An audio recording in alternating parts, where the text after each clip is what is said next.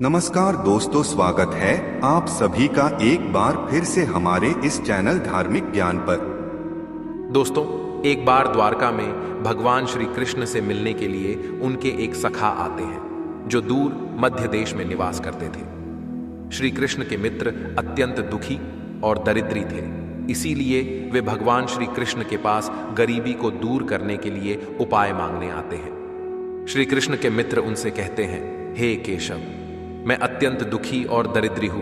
कितने ही परिश्रम करने पर भी मुझे अपने परिवार को पालने जितने भी धन की प्राप्ति नहीं हो पाती है। हे द्वारकाधीश, मैं आपके पास धन संपत्ति मांगने नहीं आया हूं, किंतु आप मुझे ऐसा कोई उपाय बताएं जिससे मेरी दरिद्रता दूर हो जाए और मैं अपने परिवार का पालन कर सकूं। मैं किसी लोभ के कारण आपके पास नहीं आया हूं और ना ही मुझे धन चाहिए। मैं तो बस इतना चाहता हूं कि आपकी कृपा सदैव मुझ पर बनी रहे। कृपया मुझे मेरी गरीबी दूर करने के लिए कोई उपाय बताओ, मैं जीवन भर आपका ऋणी रहूंगा। मित्र द्वारा इस प्रकार से प्रार्थना करने पर भगवान श्री कृष्ण कहते हैं, हे सखा, मैं सब कुछ जानता हूं, तुम्हारे दुख के बारे में भी और तुम्हारी दरिद्रता का कारण भी, और मैं यह भी जानता हूं कि तुम मेरे पास धन मांगने नहीं आए हो और मेरे द्वारा तुम्हें धन देने पर भी तुम उसे स्वीकार नहीं करोगे। इसीलिए मैं तुम्हारे स्वाभिमान का मान रखते हुए तुम्हें धन तो नहीं दूंगा, किंतु मैं तुम्हें एक उपाय अवश्य बताता हूं जिससे तुम अपनी गरीबी दूर कर सकोगे। तुम्हारी दरिद्रता का नाश होगा और तुम्हें अपार धन संपत्ति की प्राप्ति होगी। हे मित्र, इस अत्यंत महत्वपूर्ण धन प्राप्ति के उपाय को बताने से पूर्व मैं तुम्हें एक महान कथा सुनाता हूं जिससे सुनने मात्र से ही तुम्हारी सभी मनोकामनाएं पूर्ण हो जाएंगी। और जो उपाय मैं तुम्हें बताने जा रहा हूं, उस उपाय को करके तुम्हारी दरिद्रता भी दूर हो जाएगी। इसीलिए इस कथा को तुम ध्यान से सुनो। इस कथा में मैं तुम्हें संपूर्ण मनोकामनाओं को पूर्ण करने वाली कामधेनु माता की कृपा प्राप्त करने का उपाय बताऊंगा। तुम्हें नित्य केवल एक चीज गौ माता को खिलानी है। ऐसा करने से तुम्हारी दरिद्रता समाप्त हो जाएगी। हे सखा, प्राचीन काल की बात है। पूर्व देश में एक अत्यंत धनवान सेठ रहा करता था जिसका नाम था पुष्पराग। उसके पास धन की कोई कमी नहीं थी। उस सेठ की पत्नी नीलावती अत्यंत सुंदर और पतिव्रता नारी थी। सेठ के 5 पुत्र थे और वे सभी अपने पिता के साथ ही उनके कारोबार में मदद करते थे। पुष्पराग का स्वभाव बहुत लालची और स्वार्थी था। उसने अनेकों लोगों की मजबूरी का फायदा उठाकर धन इकट्ठा किया था। उस सेठ ने धन तो बहुत इकट्ठा किया था, किंतु उसने कोई पुण्य के कार्य नहीं किए थे। शास्त्र कहते हैं कि मनुष्य जितना कमाता है उसका एक भाग उसे दान करना चाहिए, किंतु स्वार्थ और लालच के कारण उस सेठ ने कभी एक पैसा भी दान नहीं किया था। उसके द्वार पर आए किसी भी भिक्षुक को उसने एक कौड़ी का भी दान नहीं किया, जिस कारण से उसके पुण्य ना के बराबर थे। फिर एक दिन उस सेठ के घर पर चोर लुटेरों ने हमला कर दिया और उसका सारा धन हड़प लिया। एकदम से लक्ष्मी को खो देने के कारण वह सेठ बहुत निराश हुआ और सदैव चिंता में रहने लगा। चिंता करने के कारण उसके शरीर में नाना प्रकार के रोग प्रकट हुए और वह बीमार होकर घर पर ही पड़ा रहा। धन के अभाव में उसका परिवार गरीबी में जीवन बिताने लगा। उसके बेटे भी खेत में काम करने लगे, लेकिन मेहनत करके भी वे थोड़ा सा ही धन कमा पा रहे थे और अपने परिवार का पेट पाल रहे थे। बहुत दिन बीत गए। उस सेठ की तबीयत दिन ब दिन खराब होती जा रही थी और उसे मृत्यु का भय सताने लगा। उसकी पत्नी उसकी बहुत सेवा किया करती थी, किंतु कोई भी उपाय करके भी सेठ की तबीयत ठीक नहीं हो रही थी। फिर एक दिन उस सेठ के द्वार पर यमराज साधु का भेष धारण करके पधारे और उन्होंने सेठ की पत्नी से कुछ अन्नदान करने को कहा। सेठ की पत्नी का स्वभाव दयालु था, इसीलिए उसने उस साधु महात्मा को घर के अंदर बुलाया और अपने रसोई में जो कुछ भी पड़ा था वह सारा उस साधु को भोजन में खिला दिया। इससे वह साधु अत्यंत प्रसन्न हुआ और कहने लगा, हे माता, आपने आज इस भूखे साधु की भूख मिटाकर बड़ा पुण्य का काम किया। मेरे मन में तुम्हें कोई वरदान देने की इच्छा हो रही है, इसीलिए आज तुम जो भी मांगो उसे मैं निश्चित ही पूर्ण करूंगा। साधु के यह वचन सुनकर उस सेठ की पत्नी ने कहा, हे महात्मा, आपको कोटि कोटि प्रणाम है। हे साधु, कुछ समय पहले हम बहुत ही धनवान थे, किंतु चोर लुटेरों ने हमारा सब कुछ छीन लिया, जिस कारण से हमें दरिद्रता में जीवन बिताना पड़ रहा है। मेरे पति की भी तबीयत खराब हो गई और वे भी मृत्युशैया पर लेटे हुए हैं। कृपया आप कुछ ऐसा उपाय बताएं हैं जिससे हमारे दुख दूर हो जाए। उस सेठ की पत्नी की बात सुनकर वह साधु महात्मा बोले, हे माता, तुम्हारी यह दुर्दशा तुम्हारे पति के कुकर्मों के कारण हुई है। उसने अपने जीवन में कभी दान धर्म नहीं किया, कभी कोई पुण्य का काम नहीं किया। उसने दूसरों को दुख देकर ही इतना सारा धन प्राप्त किया है, इसीलिए दुर्भाग्य उसका पीछा नहीं छोड़ रहा है। किंतु यदि तुम इस दुर्भाग्य से पीछा छुड़ाना चाहती हो तो मैं तुम्हें एक उपाय अवश्य बताऊंगा। तुम अभी सभी मनोकामनाओं को पूर्ण करने वाली कामधेनु माता की शरण में जाओ, वे निश्चित ही तुम्हारे दुख दूर करेंगी। तुम एक गाय अपने घर पर लाकर उसकी सेवा करो और नित्य उसे एक चीज खिलाओ जो मैं तुम्हें बताऊंगा, जिससे तुम्हारी दरिद्रता दूर हो जाएगी। इस प्रकार से वह साधु उस सेठ की पत्नी को उपाय बताते हैं और उसी स्थान पर अंतर्ध्यान हो जाते हैं। फिर इस चमत्कार को देखकर वह सेठ की पत्नी आश्चर्य में पड़ जाती है और उस साधु द्वारा बताए गए उपाय को करने का निश्चय करती है। उसके पास उतना धन तो नहीं होता है कि वह गाय को खरीदे, इसीलिए वह गांव के पास स्थित गौशाला में जाकर वह उपाय करती है। वह रोज सुबह चुपके से घर से निकलकर गौशाला जाने लगी और साधु द्वारा बताई हुई वह चीज उस गाय को खिलाने लगी। फिर एक दिन अचानक उसे यह समाचार मिला कि राजा के सिपाहियों ने उन चोर लुटेरों को पकड़ लिए हैं जिन्होंने उस सेठ का धन चोरी किया हुआ था। इस प्रकार से गौ माता के आशीर्वाद से उस सेठ को उसका सारा धन प्राप्त हुआ। फिर वह सेठ भी अपनी पत्नी के साथ रोज गौशाला में जाने लगा और गाय की सेवा करने लगा। रोज गाय के पीठ पर जो कुबड़ होता है उसे स्पर्श करने लगा, जिससे उसके सभी रोग भी नष्ट हो गए और वह फिर से स्वस्थ हो गए। इस प्रकार से गाय की सेवा करने मात्र से ही उस सेठ को सारी संपत्ति वापस मिल गई। उसके बाद वह सेठ रोज दान धर्म करता। उसने अपने घर के पास एक गौशाला भी बनाई और रोज गायों की सेवा करने लगा। श्री कृष्ण कहते हैं, हे सखा, अब मैं तुम्हें बताता हूं गाय की सेवा कैसे करनी चाहिए और गाय को कौन सी चीज खिलाने से धन की प्राप्ति होती है। हे मित्र, शास्त्रों में गाय को माता कहा गया है और समस्त देवी देवता भी इनका पूजन करते हैं। गायों के 6 अंग गोबर, मूत्र, दुग्ध, दधि और घृत ये अत्यंत पवित्र और शुद्धि के साधन भी हैं। गोबर से बिल्व वृक्ष उत्पन्न हुआ, उसमें लक्ष्मी विद्यमान है, इसलिए इसे श्री वृक्ष कहा जाता है। गोबर से ही कमल के बीज उत्पन्न हुए हैं। गोमूत्र से गुग्गुल की उत्पत्ति हुई है, जो देखने में प्रिय और सुगंधि युक्त है, जो सभी देवों का आहार है। संसार में मूलभूत गोदुग्ध से उत्पन्न है। सभी मांगलिक पदार्थ दही से उत्पन्न है। घी से अमृत उत्पन्न होता है, जो देवों की तृप्ति का साधन है। गाय से ही यज्ञ प्रवृत्त होता है।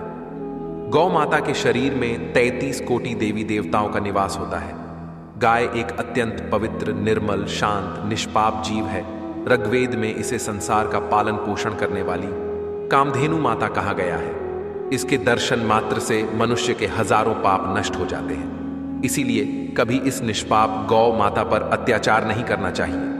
गाय को कभी मारना नहीं चाहिए और कभी उन्हें कष्ट नहीं देने चाहिए। गाय को मारना शास्त्रों में सबसे बड़ा पाप माना गया है। जो मनुष्य गाय की निस्वार्थ भाव से सेवा करेगा वह सुख समृद्धि प्राप्त करेगा। जो स्त्री रसोई में बनी पहली रोटी गौ माता को खिलाएगी वह सदा सुहागिन और सौभाग्यशाली रहेगी। जो लोग अपने घर में गाय से प्राप्त पंचगव्य को घर में रखेगा उसके घर में कभी दुख दरिद्रता नहीं आएगी। जो व्यक्ति प्रतिदिन किसी न किसी तरह से गौ माता की सेवा करता है वह सबसे अधिक पुण्यवान बन जाता है। शास्त्रों में गौ माता को मां लक्ष्मी का रूप माना गया है, इसीलिए उनकी पूजा करने से दरिद्रता दूर होती है। प्राचीन काल से ही गौ माता की सेवा और संरक्षण करने की परंपरा चली आ रही है। कई आर्षि मुनि अपनी कुटिया में गायों का पालन करते थे तथा राजा महाराज गायों का दान करते थे। गायों के दान को सबसे बड़ा दान कहा गया है। गाय का दान करने से सभी जन्मों के पाप नष्ट हो जाते हैं और मनुष्य को मोक्ष की प्राप्ति होती है। गौ माता के दर्शन करना बहुत शुभ होता है। शास्त्र कहते हैं रोज सुबह गाय के दर्शन होने से पुण्य की प्राप्ति होती है और सुबह गोबर के दर्शन होने से लक्ष्मी की प्राप्ति होती है। अगर किसी महत्वपूर्ण कार्य के लिए जा रहे हैं और अचानक ही गौ माता आपके रास्ते में आ जाती है तो वह कार्य निश्चित ही सफल हो जाता है। किसी भी यात्रा पर निकलते समय अगर गौ माता के दर्शन हो जाए तो वह यात्रा सुखपूर्वक पूर्ण हो जाती है, इसमें संशय नहीं है। कुंडली में यदि पितृदोष होता है तो अन्य उपायों के साथ साथ गौ माता को प्रतिदिन रोटी और घास खिलाने से लाभ होता है और पितृदोष से मुक्ति मिलती है। इसी तरह कुंडली में यदि शनि की 7.5 या महादशा है तो हर शनिवार और अमावस्या को काले रंग की गाय को घास या रोटी खिलाएं और उसकी पूजा करें। इससे शनि दोष कम होता है। गौमूत्र यानी कि गाय का मूत्र बहुत ही उपयोगी, पवित्र और स्वास्थ्य की दृष्टि से अत्यंत हितकारी होता है। आध्यात्मिक दृष्टि से तो गौमूत्र का महत्व है ही, साथ ही वैज्ञानिक और स्वास्थ्य की दृष्टि से भी गौमूत्र के बहुत से लाभ बताए गए हैं। गौमूत्र में बहुत से खनिज पदार्थ और स्वास्थ्य वर्धक तत्व होते हैं जो हमारे शरीर की शुद्धि करते हैं और बहुत से रोगों से भी बचाते हैं। साथ ही गौमूत्र छिड़कने से वातावरण में शुद्धता और पवित्रता व्याप्त हो जाती है। इसीलिए हमारे शास्त्रों में शरीर को निरोगी रखने के लिए प्रतिदिन गौमूत्र का सेवन करने तथा घर में गौमूत्र छिड़कने के लिए कहा गया है। कुंडली में शुक्र ग्रह की स्थिति को मजबूत करने के लिए ज्योतिष शास्त्र के अनुसार सुबह के भोजन में सबसे पहली रोटी निकालकर एक सफेद गाय को खिलाना शुभ माना जाता है। अगर कुंडली में बुध ग्रह कमजोर है या किसी कारण इसके दुष्प्रभाव झेलने पड़ रहे हैं तो हर बुधवार के दिन गाय को हरा चारा खिलाना शुरू कर दें। इससे बुध से जुड़े दुष्प्रभाव दूर होंगे और आपको तमाम समस्याओं का हल मिल जाएगा। अगर कुंडली में मंगल दोष है जिसके कारण आपके जीवन में कई तरह की परेशानियां हैं तो लाल रंग की गाय की सेवा करें। मंगलवार के दिन गाय का पूजन करें और उसे गुड़ और चने आदि खिलाएं। बृहस्पति ग्रह को जीवन के सभी मांगलिक कार्यों का कारक माना जाता है। ऐसे में अगर किसी व्यक्ति के जीवन में विवाह आदि मांगलिक कार्यों में विघ्न निर्माण हो रहे हैं तो उन लोगों को कुंडली में बृहस्पति ग्रह की स्थिति को मजबूत करने के लिए रोटी पर गुड़ और चने रखकर गाय को खिला देना चाहिए। इससे शुभ परिणाम प्राप्त होते हैं। अगर घर में अशांति है, लड़ाई झगड़े होते रहते हैं तो घर में सुख शांति बनाए रखने के लिए घर के अंदर गाय के गोबर से बने उपले को जलाना चाहिए और उसका धुआं संपूर्ण घर में फैलाना चाहिए।